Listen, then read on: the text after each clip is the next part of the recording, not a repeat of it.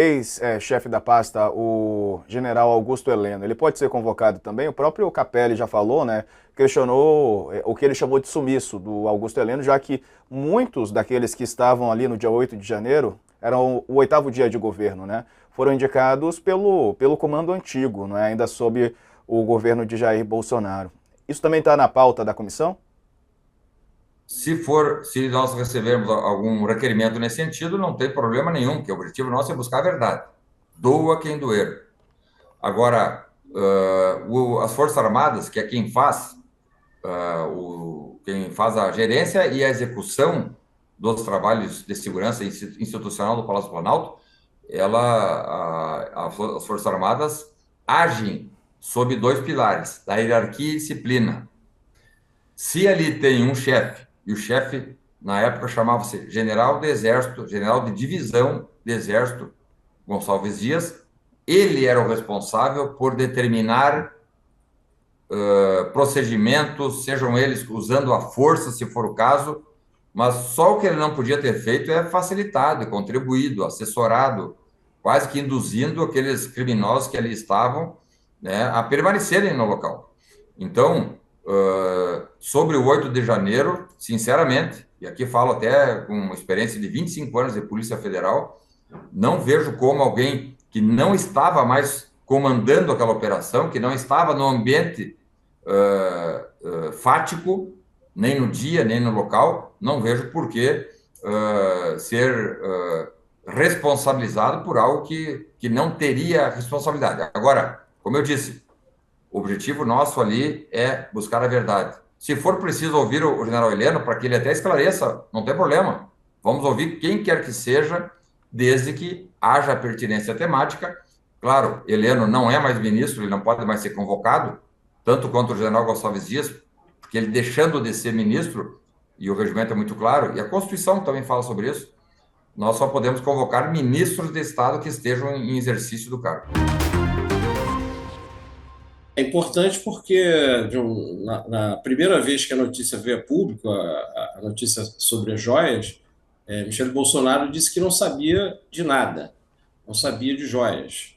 Aí agora ela admite que sabe das joias, mas do kit masculino. Aí perguntado, esse kit chegou às suas mãos?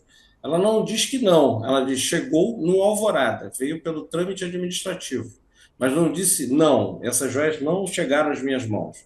Ou seja, houve aí uma mudança de roteiro nessa história bem importante, né? Então, essa investigação avança aí tendo, então, a ex-primeira-dama como uma pessoa que vai ter mais perguntas, mais respostas para dar à polícia do que parecia inicialmente.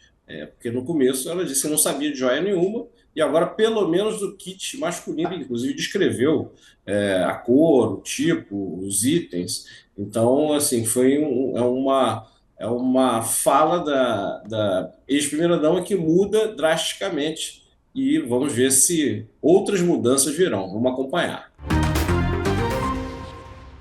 Hoje o UOL destaca uma reportagem exclusiva que eu quero também tratar aqui no programa. O Chico vai participar também dessa conversa.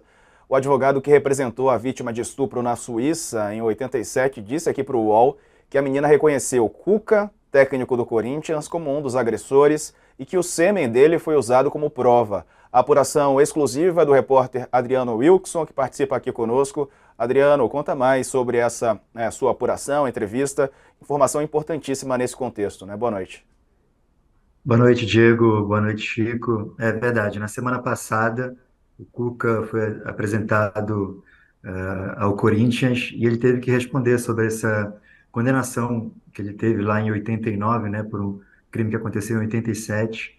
É uma menina de 13 anos, foi até o hotel onde os jogadores do Grêmio, ele incluso, estavam hospedados lá na Suíça, acabou sendo atacada por eles, e estuprada, né, em 87.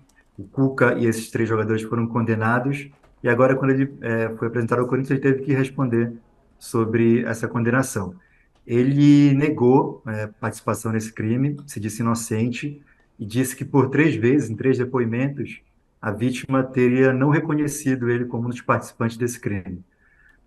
Eu comecei, então, a tentar confirmar essa informação. O processo está em sigilo, em segredo de justiça, para preservar a identidade da vítima. Então, a gente só tem condições de confirmar isso com pessoas que conheceram, que se envolveram nesse processo. Então, eu consegui contato com um advogado da vítima, é o Willy Igloff, é um suíço que tem um escritório em Berna. Ele me atendeu por e-mail e ele rebateu essa afirmação do Cuca. Ele disse que sim, a vítima reconheceu o Cuca como um dos estupradores dela lá em 87. É uma informação importante, é a primeira vez que esse advogado fala com a imprensa brasileira, depois de 30 anos desse caso. O Cuca ainda não comentou essa declaração do advogado. Nós procuramos o Corinthians e o Corinthians também ainda não comentou. Uma outra coisa importante que o advogado falou é que o sêmen do Cuca foi encontrado na vítima, foi feito um exame na Universidade de Berna, na época, e constatou que esse material genético foi realmente do Cuca. Então, é uma prova material que liga o Cuca a esse caso, e foi por causa dessas provas, desses depoimentos, que o Cuca e esses 3 jogadores do Grêmio, à época, foram condenados por esse crime. Adriano, parabéns aí pela matéria e assim, a gente ouvia o lado da vítima, é impressionante que tenhamos levado, a imprensa brasileira tenha levado tanto tempo, né, para ouvir o lado da vítima nesse caso, né? E o advogado disse que a vítima tentou suicídio, é isso? É isso, essa era uma informação que já constava nas reportagens da época, lá do jornal que a gente usou como base para essa apuração foi o jornal Der Bund, que era um dos principais jornais lá de Berna, e ele comenta isso, a reportagem comenta que a vítima tentou suicídio depois do que aconteceu, né? Ela ficou muito traumatizada com o que aconteceu, obviamente, uma menina de 13 anos. Eu perguntei para o advogado se isso realmente aconteceu, ele confirmou, disse que aconteceu. Disse que não lembrava se isso aconteceu logo depois do crime ou se foi um tempo depois, mas sim, confirmou essa informação que já havia sido publicada pela imprensa da época. Qual